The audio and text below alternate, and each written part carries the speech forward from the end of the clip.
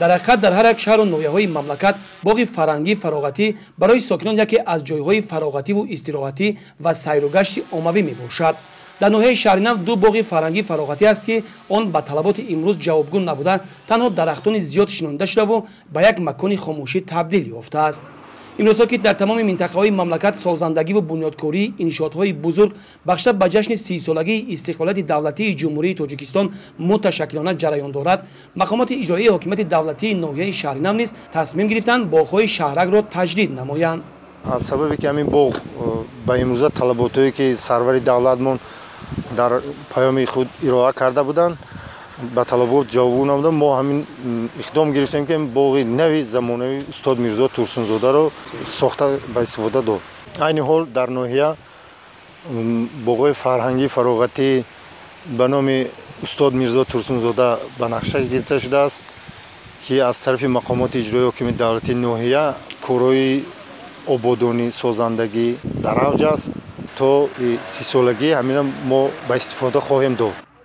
ҳамчунин гирду атрофи ин боғи фарҳангии фароғатие ки масоҳати 2 гектарро ташкил медиҳад, аз тарафи корхонаи манзилию коммуналӣ, идораву ташкилот ва шӯъбаи ҳифзи муҳити зисти ноҳия садҳо гулҳои ороишӣ, дарахтони ҳамешасабз шинонида шуда ва зери дарахтон нарм карда мешавад.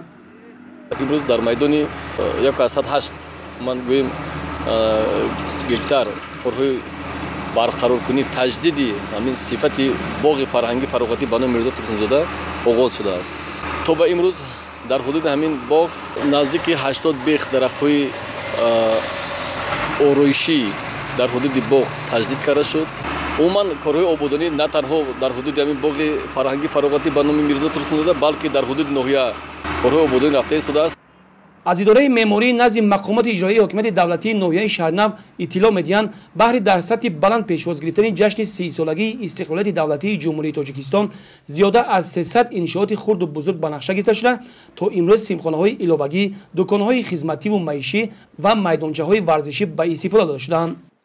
бахшида ба ҷашни 30-солагии истиқлолияти давлатии ҷумҳурии Тоҷикистон дар ноҳия зиёда аз 319 иншооти ҷашнӣ ба нақша гирифта шудааст ки аз он 40 иншоот сохта ба истифода дода шудааст.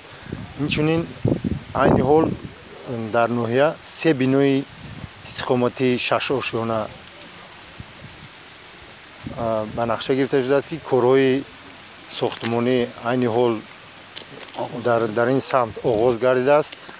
бо мақсади фароҳам овардани шароит барои фароғату истироҳати сокинон бахусус кӯдакон дар ин боғи фарҳангу фароғатии ноҳияи шаҳри нав чархофалакҳо ва дигар воситаи дилхушии кӯдакон насб карда шуда то ҷашни 30-солагии истиқлолияти давлатии ҷумҳурии Тоҷикистон мавриди истифода қарор мегирад.